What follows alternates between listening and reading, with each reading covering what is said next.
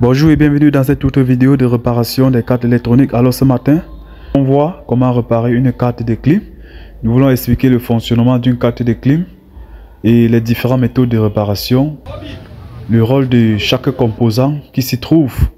Nous voulons voir ces composants en détail, ensuite faire le diagnostic et réparer le problème.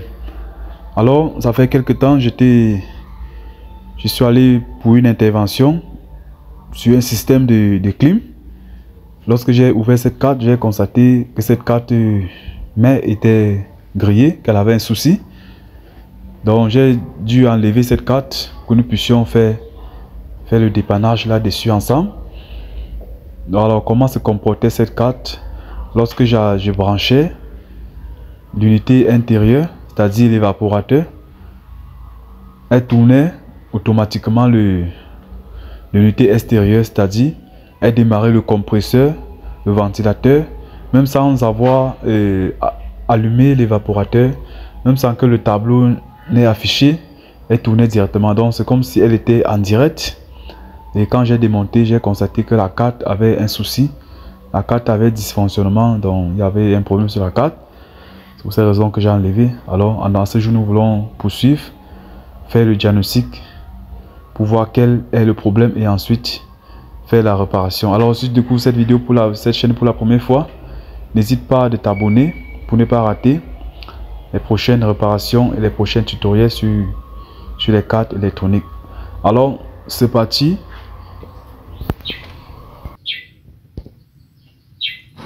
Aujourd'hui nous voulons comprendre la carte d'un système climatisation. Rappelez-vous, dans mes vidéos précédentes, j'ai expliqué que l'électronique touchait dans beaucoup de domaines. Particulièrement dans le domaine de climatisation, nous retrouvons l'électronique. Dans l'unité extérieure, nous retrouvons un compresseur, un ventilateur et un condenseur. Donc voici le condenseur qui se trouve à l'extérieur. Voici un moteur. Ce moteur se trouve aussi à l'extérieur. Et nous avons aussi un ventilateur qui doit tourner. Maintenant, au niveau de l'unité intérieure, nous avons l'évaporateur. À l'intérieur, nous avons une carte mère que voici devant nous. Et cette carte mère comporte beaucoup d'éléments. Donc la carte mère joue un rôle très important dans un système de climatisation. Donc on peut dire, sans la carte mère, la clim ne va pas fonctionner. Donc si la carte mère est foutue, si la carte mère est en panne, la clim va aussi s'arrêter. Vous comprenez l'importance de l'électronique dans la climatisation.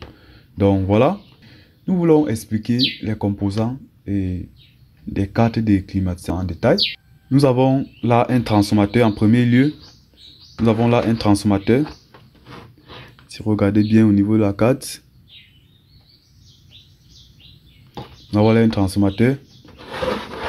Nous avons là un tableau d'affichage. Sur ce tableau d'affichage, nous avons plusieurs composants. Voilà, nous avons les voyants LED. Nous avons un infrarouge, un condensateur, un tableau aussi d'affichage, voilà. Et les différents fils qui est relié au niveau de la carte. Et au niveau de la carte, nous avons là la sonde que vous voyez là. À quoi sert cette sonde? Cette sonde sert à capter la température ambiante de la salle. Donc, elle capte la température ambiante de la salle. De sorte que lorsque cette sonde détecte que la salle est assez fraîche, l'évaporateur va réguler. À l'intérieur, ça va réguler. C'est-à-dire, le moteur va arrêter de tourner pour envoyer l'air frais. Et ainsi, ça va réguler. Et lorsque cette sonde va capter encore que la chaleur est entrée dans la salle, ça va lancer encore le moteur automatiquement. Et la fraîcheur va recommencer à tourner dans la salle. Donc voilà à quoi sert la sonde. Vous comprenez que s'il n'y a pas de sonde sur une carte, ça va tourner continuellement et ça risque de causer une panne au niveau de la carte ou afficher un code erreur. Donc si on enlève la sonde sur cette carte, lorsqu'on va allumer, ça va afficher seulement erreur. Donc voilà. Et à ce niveau, nous avons la sonde du réfrigérant. Ça, c'est la sonde du réfrigérant qui est fixée au niveau du réfrigérant. Donc, c'est ça. Donc, cette sonde sert à détecter si le niveau des réfrigérants est normal ou si la glace se forme sur le réfrigérant. Cette sonde va détecter et envoyer les informations au niveau de la commande qui est là. Et elle va couper le ventilateur et elle va s'arrêter. Donc, la sonde joue un rôle très important.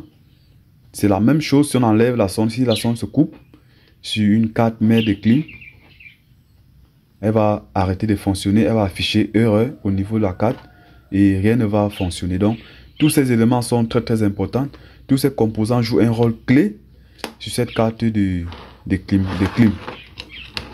Vous voyez, à ce niveau, nous avons là cette fiche. Vous voyez ces deux fiches. Ces trois fiches partent au niveau du ventilateur. Nous avons là le plus et le moins. Voilà, c'est celle-ci qui porte la tension qui doit alimenter le ventilateur de l'évaporateur. À ce niveau-là, nous avons le fil blanc qui part au niveau de la capa, c'est-à-dire la capa du lanceur qui permet de lancer le ventilateur et de donner une bonne pression au ventilateur. Donc, c'est à ce niveau qu'on le connecte, qui est là.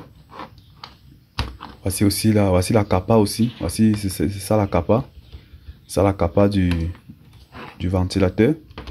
Donc sans cette capa, le ventilateur ne va pas tourner. C'est elle qui donne la pression pour faire tourner le ventilateur. Et à ce niveau, nous avons un relais. Nous avons un relais. Ce relais joue un rôle très important dans sur ces cartes. Lorsque ce relais reçoit une tension de 12 volts, vous voyez bien, c'est un relais de 12 volts. Oui, voilà. Donc ce relais joue un rôle très important lorsqu'elle reçoit le 220 là. Lorsqu'elle reçoit aussi le 12 volts, elle doit coller pour envoyer le 220 volts à ce niveau. Pour envoyer au niveau du compresseur. Donc le compresseur se bouche à ce niveau. Une patte se bouche là. Donc, la patte du compresseur se bouche ici et ici. L'alimentation doit se boucher là et ici. Donc voilà comment on connecte cette carte de climatisation. Et à ce niveau, nous avons les différents composants. Voici son fusible qui est là. Si le fusible se coupe, elle ne va plus fonctionner.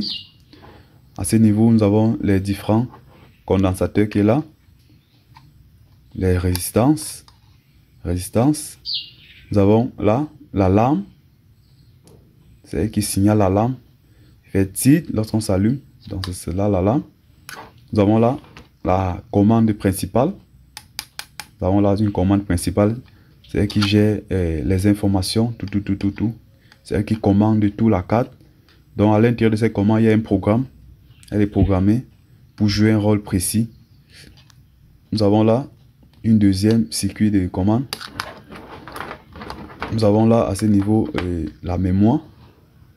Voici sa mémoire qui est là. Donc cette mémoire permet de garder les informations. Elle permet de garder les informations et de les enregistrer.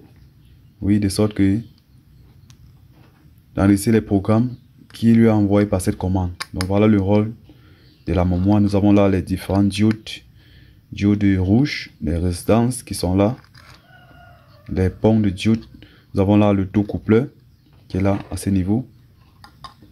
Nous avons là un régulateur. Nous avons là un régulateur de tension de 5 volts qui doit 78,05. C'est un régulateur de 5 volts. Donc elle reçoit une tension de 12 volts et elle la transforme en 5 volts. Vous voyez à ce niveau. Donc voilà comment fonctionne cette carte de climatisation. Donc vous comprenez que cette carte fonctionne un peu exactement comme certaines cartes de No Frost. Donc je rappelle que les cartes, les systèmes clim sont presque la même chose qu'avec les cartes des frigos, puisque certains frigos No Frost sortent aujourd'hui avec des cartes électroniques. Oui, avec les cartes un peu pareilles, c'est la même chose. Ça, tu joues un relais, des circuits, ainsi de suite, et aussi un transformateur. Nous retrouvons tout ça dans les cartes no-frost. Donc si nous maîtrisons cette carte de climatisation, il est aussi facile de réparer aussi les cartes de frigo no-frost, comme plusieurs ont demandé. Donc cette vidéo couvre les deux parties. Mais certainement un jour, lorsque nous allons démonter un frigo no-frost, nous allons enlever la carte pour faire une démonstration, un tutoriel là-dessus. Mais pour ce moment, pour aujourd'hui, nous allons d'abord voir le fonctionnement de cette carte et la réparer. Donc voilà les différents composants de cette carte de climatisation. Je crois avoir expliqué tous les composants. Alors si tu n'as pas bien compris quelque chose, tu peux poser la question et je pourrai toujours te répondre. Donc voilà. Et j'ai aussi oublié un élément. Là j'ai un fusible. Voici un petit, c'est comme une capa, mais c'est pas la capa, c'est le fusible qui est là. C'est un fusible qui doit alimenter ce transformateur. C'est qui doit alimenter ce transformateur qui est là. Donc voilà son fonctionnement. Maintenant procéder au diagnostic de cette carte. Comment cette carte se comporte. Lorsqu'on m'a appelé pour intervenir sur ce système de climatisation, lorsque je suis arrivé sur le terrain, elle avait un comportement comme j'ai expliqué au début. Lorsque je branchais, a déclenché automatiquement ce compresseur qui est là et le ventilateur continue à tourner même sans avoir affiché sur le tableau, et j'ai constaté qu'il y avait un problème très sérieux. Alors lorsque j'ai démonté, j'ai essayé de faire le diagnostic qui est là.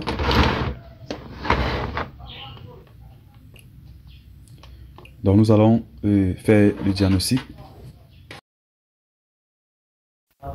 Alors merci d'avoir regardé cette première partie qui était consacrée à l'étude de la carte. La deuxième partie de cette vidéo sera consacrée uniquement à la réparation de cette carte, puisqu'il y a des composants là qui sont grillés. Alors abonne-toi pour ne pas rater la suite et like la vidéo et laisse-moi les commentaires. Comment fonctionne un moteur de compresseur. Mais pour le moment nous sommes au niveau de la carte. Donc elle a grillé cela, elle a causé beaucoup de dégâts à l'intérieur.